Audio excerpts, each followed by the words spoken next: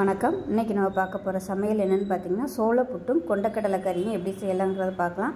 வாரத்தில் ஒரு 2 நாள் இந்த சோள புட்டு இந்த மாதிரி சோளம் எடுத்துகிட்டு வந்திங்கன்னா கை கால் வலி மூட்டு வலி இதெல்லாம் வராது, உடம்பு நல்லா ஸ்ட்ராங்காக இருக்கும். இந்த புட்டு எப்படி செய்கிறதுங்கிறது நான் ஸ்டெப் பை ஸ்டெப்பாக சொல்லியிருக்கேன். கண்டிப்பாக இதே மெத்தடில் செஞ்சு பாருங்கள், டேஸ்ட்டும் நல்லா சூப்பராக வரும். வாங்க இந்த புட்டும் கொண்டக்கடலை கறியும் எப்படி செய்யலாங்கிறத பார்க்கலாம். மெஷரிங் கப்பில் 1 கப் அளவுக்கு வெள்ளை சோளம் எடுத்திருக்கேன். இப்போ நல்லா ஒரு 3-4 தடவை பிசைஞ்சு விட்டு நல்லா கழுவி எடுத்துக்கலாம். இப்போ நல்லா கழுவி எடுத்துகிட்டு வந்துட்டேன். இதில் நல்லா முங்குற அளவுக்கு தண்ணி ஊற்றிக்கலாம். ஊற்றிட்டு நல்லா ஒரு 6லேருந்து 7 மணி நேரம் ஊற வைக்கணும். நீங்கள் சாயந்தரம் பண்ண போகிறீங்கன்னா காலையில் ஊற வச்சுருங்க, ஒரு 10 மணி போல் ஊற வச்சுருங்க. இல்லைன்னா நைட்டுக்கு ஊற வச்சிடணும். நைட்டு ஃபுல்லாக ஊறணும், ஏன்னா இது ஊறுறதுக்கு ரொம்ப நேரம் ஆகும், சட்டுன்னு ஊறாததுனால ஒரு 6லேருந்து ஒரு 7 மணி நேரம் நல்லா ஊறட்டும். ஊறினதுக்கப்புறம் பார்க்கலாம். இப்போ பார்த்தீங்கன்னா நல்லா ஒரு 8 மணி நேரம் ஊறிடுச்சு. கையில் எடுத்து இந்த மாதிரி நகத்தை வச்சு இப்படி அமைக்கி பார்த்தீங்கன்னா உங்களுக்கு நல்லா இந்த மாதிரி கட் ஆகணும். அப்போ தான் நல்லா ஊறி இருந்துச்சுன்னா தான் அரைக்க வரும், இல்லைன்னா உங்களுக்கு அரைக்க வராது. இந்த அளவுக்கு நீங்கள் டைமிங் இந்த அளவுக்கு ஊற விட்டிங்கன்னா தான் அது அரைப்படும், நல்லா சாஃப்டாக வரும். இப்போ நான் தண்ணி வடிச்சிட்டேன். இப்போ இது மாதிரி ஜல்லடை எடுத்துக்கோங்க. ஜல்லடையில் நம்ம சேர்த்துக்கலாம். இது நல்லா ஒரு 10 நிமிஷம் இந்த தண்ணி நல்லா வடியணும், தண்ணி இருக்கக்கூடாது. அதுக்கப்புறமா நம்ம ஒரு துணியில் போட்டு நல்லா உலர்த்தி எடுத்துக்கலாம். நார்மலாக நம்ம இடியாப்பத்துக்கெலாம் எப்படி செய்வோமோ அதே மாதிரியே தான் செய்ய போகிறோம். இப்போ இது தண்ணி வடியட்டும்.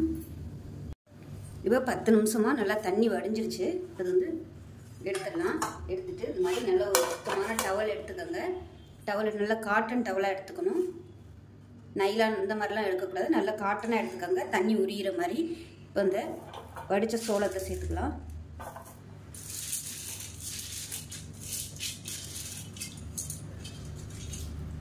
சேர்த்துட்டு நல்லா ஸ்ப்ரெட் பண்ணி விட்டுக்கலாம். நல்லா ஒரு 15 நிமிஷம் இப்படியே உணரட்டும். ஃபேன் கடியில் கூட நீங்கள் வச்சுக்கலாம். அதை நம்ம இடியாப்பத்துக்கு எப்படி நம்ம ஈரத்தோட மாவு அரைப்போம், கையில் தொட்டால் ஈரம் இருக்கக்கூடாது, ஆனால் அந்த லைட்டாக அந்த ஈரம் இருக்கணும். அந்த மாதிரி பதத்துக்கு நம்ம உலர்த்தி எடுத்துக்கலாம். இந்த மாதிரி நல்லா பரப்பிட்டு ஃபேன் கடியில் வச்சுருங்க. இது காயறதுக்கு நல்லா ஒரு 15லேருந்து 20 நிமிஷம் ஆகும்.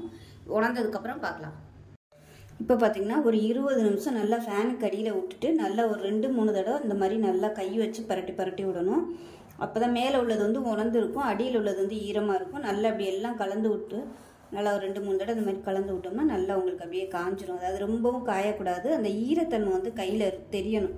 இப்போ பார்த்தீங்கன்னா கையில் நல்லா ஜில்னஸோடு இருக்குது, அதே சமயம் ரொம்பவும் மேலே ஈரம் இல்லை. இப்படி போட்டோம்னா உளுந்துடும், எல்லாமே கீழே உளுந்துடும். இதுதான் கரெக்டான ஸ்டேஜ். இப்போ இது மிக்ஸி ஜாரில் சேர்த்துக்கலாம். ரொம்பவும் காய விட்டோம்னா நல்லா இருக்காது.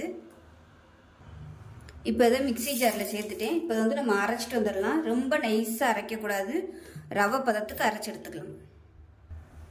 இப்போ தான் நல்லா அரைச்சிட்டேன். பார்த்தீங்கன்னா நல்லா அப்படியே ரொம்பவும் நைஸாக இல்லை, ரொம்பவும் குறன்னு இல்லாமல் கரெக்டான பதத்தில் இருக்குது. இப்போ இது நம்ம சலிச்சுக்கலாம்.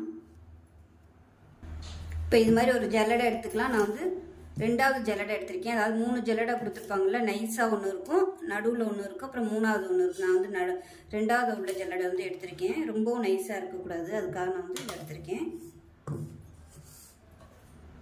இதை நம்ம சலிச்சுக்கலாம்.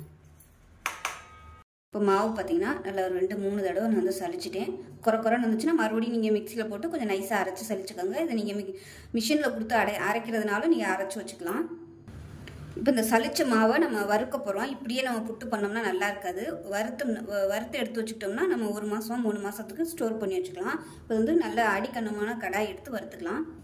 இப்போ கடாய் நல்லா காஞ்சிருச்சு. இப்போ நம்ம மாவை சேர்த்துக்கலாம். சேர்த்துட்டு நம்ம இடியாப்பத்துக்கு எப்படி வறுப்போமோ அதே மாதிரியே வறுக்கணும். நம்ம இப்போ மாவு பார்த்திங்கன்னா ஈரம் இருக்கிறதுனால கொஞ்சம் அப்படியே வெயிட்டாக இருக்கும். கிளறும் போது பார்த்திங்கன்னா அப்படியே கனமாக இருக்க மாதிரி இருக்கும்.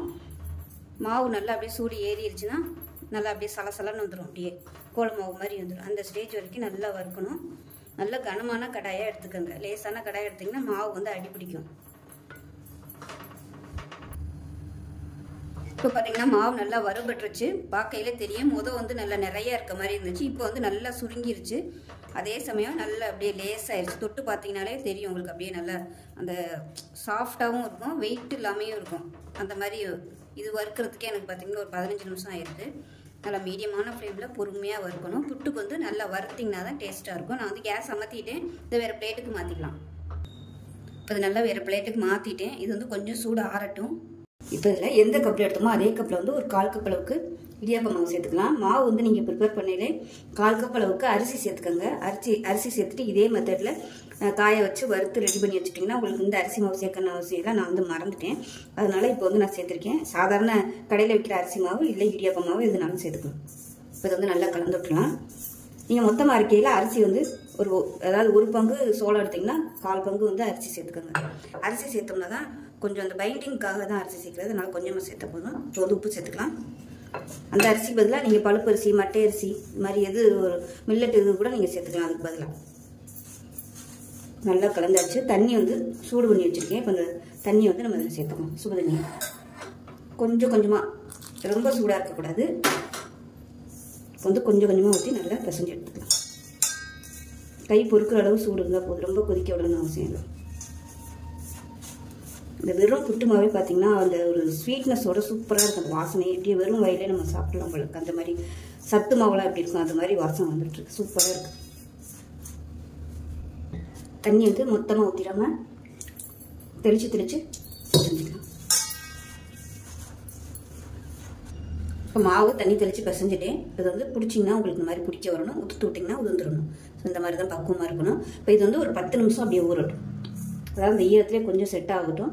அப்போ அந்த ஈரம் வந்து அந்த மாவில் வந்து நல்லா அப்படியே செட் ஆகி நல்லா சாஃப்டாக வரும் புட்டு. உடனே வந்து நம்ம செய்கிறத விட இந்த மாதிரி கொஞ்சம் ஒரு 10 நிமிஷம் ரெஸ்டிங் கொடுத்துட்டோம்னா நல்லாயிருக்கும். ஊறட்டும்.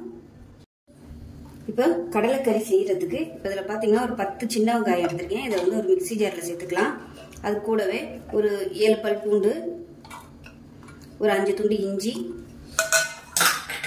1 டேபிள் ஸ்பூன் சோம்பு, 2 ஏலக்காய் சேர்த்துக்கலாம். 2 ஏலக்காய், அதே மாதிரி ஒரு 3 கிராம்பு, சின்னதாக 2 துண்டு பட்டை. இப்போ இது எல்லாத்தையுமே கொஞ்சமாக தண்ணி விட்டு நல்லா நைஸாக அரைச்சிக்கலாம். இப்போ நமக்கு இஞ்சி பூண்டு வெங்காய பேஸ்ட்டும் ரெடி ஆயிடுச்சு. குழம்பு தாளிச்சு விட்டுலாம். இப்போ ஒரு குக்கர் எடுத்துக்கலாம். குக்கர் சூடானதும் எண்ணெய் விட்டுக்கலாம். இப்போ எண்ணெய் நல்லா சூடாயிடுச்சு. பட்டை, கிராம்பு, ஏலக்காய் எல்லாமே அரைச்சதுனால நான் வந்து எதுவும் சேர்க்கலை. இதில் வந்து கொஞ்சமாக கல்பாசி வாசனைக்காக பிரியாணி இலை கொஞ்சமாக சேர்த்துக்கலாம். 1 டீஸ்பூன் போல் சோம்பு சேர்த்துக்கலாம். கருவேப்பிலை சேர்த்துக்கலாம். இப்போ எல்லாமே பொரிய ஆரம்பிக்குது. மீடியம் சைஸில் ஒரு பெரிய வெங்காயம் நீளமாக நறுக்குனதை சேர்த்துக்கலாம்.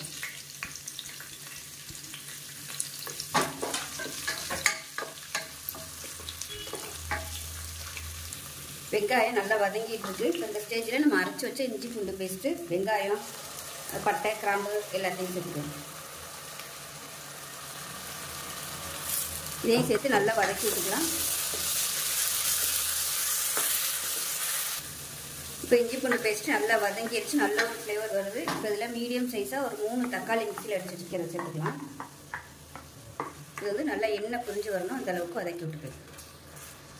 இப்போ தக்காளி அடித்து ஊற்றுனதோட குழம்புத்தூள் வந்து சேர்த்துக்கலாம். நீங்கள் வீட்டில் வந்து எது யூஸ் பண்ணுறீங்களோ அதை சேர்த்துக்கோங்க. நான் வந்து இன்றைக்கி நான் வச்சுருக்கிற குழம்புத்தூள் தான் எடுத்திருக்கேன். அதாவது 5 ஸ்பூன் குழம்புத்தூளும் 2.5 ஸ்பூன் மிளகாத்தூள் எடுத்திருக்கேன்.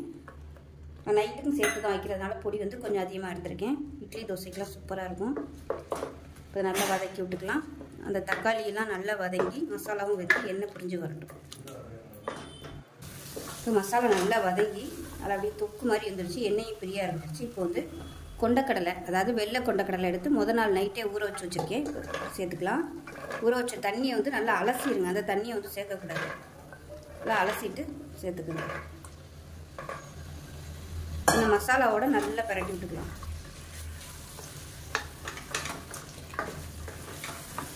இப்போ அதுக்கு தேவையான உப்பு சேர்த்துக்கலாம். உப்பு வந்து இப்பயே சேர்த்துக்கோங்க, அப்போ தான் கடலையில் உப்பு பிடிக்கும். இதுக்கு வந்து உப்பு கொஞ்சம் கூட தான் தேவைப்படும். ஏன்னா நம்ம கம்மியாக சேர்த்தோம்னா அந்த கடலை வந்து உள்ளே எல்லாத்தையுமே அப்சர்வ் பண்ணிக்கணும். உப்பு வந்து பத்தாது, அதனால் ஒரு திட்டமாக சேர்த்துக்கோங்க. பத்தலைன்னா அப்புறம் சேர்த்துக்கலாம். இப்போ இந்த மசாலாலே கொஞ்சம் நல்லா வதக்கி விட்டுக்கலாம்.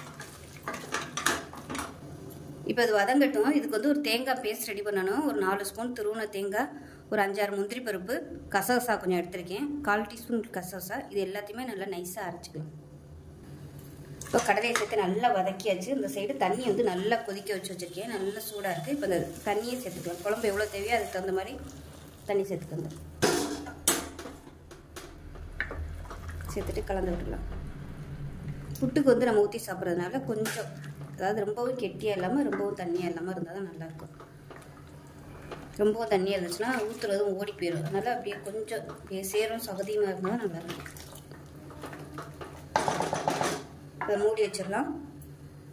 அதை மூடி வச்சுட்டு நல்லா ஒரு 6 விசில் விட்டுட்டு ஸ்டீம் போனதுக்கப்புறம் பார்க்கலாம். இப்போ ஸ்டீம்லாம் போயிடுச்சு, எப்படி இருக்குன்னு பார்க்கலாம்.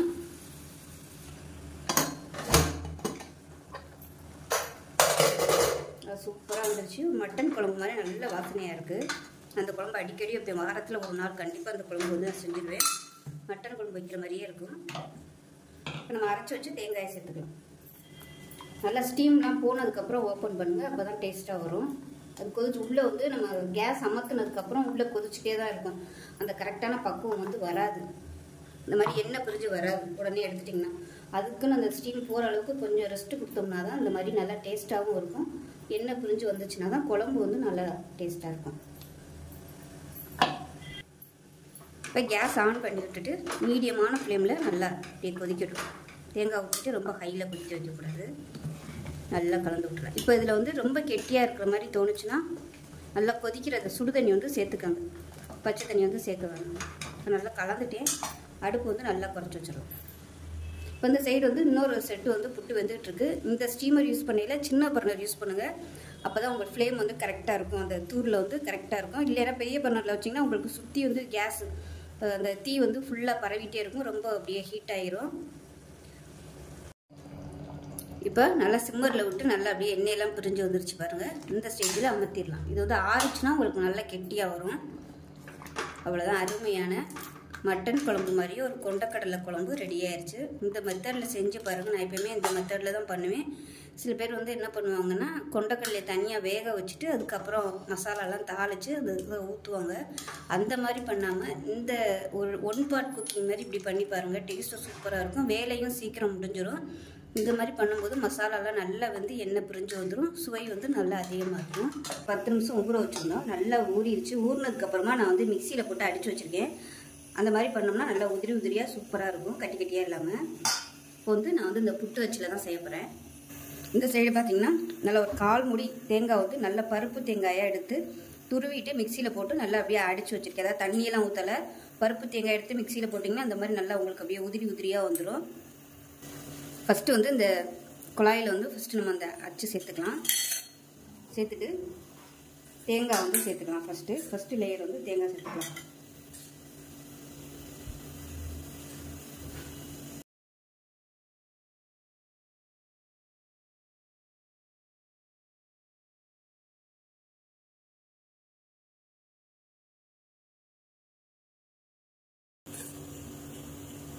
தேங்காய் வந்து உங்களோட விருப்பம் தான். தேங்காயுமே உடம்புக்கு நல்லது தான். கொலஸ்ட்ரால் வந்து அதிகமாக இருக்குது, நார்மலோட அதிகமான அளவு இருக்குங்கிறவங்க மட்டும் தேங்காய் அவாய்ட் பண்ணால் போதும். இப்போ இதை வந்து மூடி வச்சிடலாம். இப்போ இதில் வந்து தண்ணி ஊற்றி வச்சுருக்கேன். தண்ணி வந்து நல்லா கொதிக்க ஆரம்பிச்சிருச்சு. தண்ணி கொதிக்க ஆரம்பிக்கவும் இப்போ இந்த அச்சு வந்து இது மேலே வச்சுக்கலாம். வச்சுட்டு நல்லா ஒரு 5லேருந்து ஒரு 7-8 நிமிஷம் ஆகும். இந்த ஓட்டை வழியாக நல்லா அப்படியே புகை வரும். இந்த ஸ்டீமர் வழியாக புகை வந்தது நம்ம எடுத்துடலாம். ஒரு 8 நிமிஷத்துக்கு அப்புறம் பார்க்கலாம். இப்போ புட்டு வந்து நல்லா ஒரு 8 நிமிஷமாக வெந்துருச்சு. இது வந்து கொஞ்சம் உயரமாக இருக்கிறதுனால கேமராவில் தெரியலை. ஆவி வர ஆரம்பிச்சு நல்லா ஒரு 5-6 நிமிஷம் நல்லா வெந்துருச்சு. இப்போ வந்து அமர்த்திட்டேன். ஒரு 2 செகண்ட் வந்து ரெஸ்ட் கொடுத்துடலாம். அதுக்கப்புறமா எடுத்துக்கலாம். இப்போ நம்ம புட்டு வந்து எடுத்துடலாம். எப்படி இருக்குன்னு பார்க்கலாம். எடுத்துட்டு அடியில் ஏதாவது ஒரு ஸ்பூன் வச்சு தள்ளி விட்டிங்கன்னா உங்களுக்கு அழகாக வந்துடும். இப்போ நமக்கு அருமையான கடலைக்கறி ரெடி ஆயிடுச்சு. ஸோ இதே மாதிரி செஞ்சு பாருங்கள். இதுக்கு வந்து கருப்பு கொண்டக்கடலை போட்டு பண்ணுறது தான் ரொம்ப ஆரோக்கியமாக இருக்கும். என்கிட்ட இப்போ அது இல்லாதனால நான் வந்து வெள்ளை யூஸ் பண்ணியிருக்கேன். ஆனால் கருப்பு யூஸ் பண்ணுங்கள். இன்னும் வந்து சுவை வந்து இன்னும் அதிகமாக இருக்கும். வெள்ளையை விட கருப்பு வந்து டேஸ்ட்டு சூப்பராக இருக்கும். ஸோ செஞ்சு பாருங்கள். இந்த சோள புட்டு செஞ்சு பார்த்துட்டு எப்படி வந்துச்சுங்கிறத சொல்லுங்கள். வீடியோ பிடிச்சிச்சின்னா லைக் பண்ணுங்கள், கமெண்ட் பண்ணுங்கள், சேனலை சப்ஸ்கிரைப் பண்ணுங்கள், பக்கத்தில் உள்ள பெல் பட்டனை ப்ரெஸ் பண்ணுங்கள். நன்றி.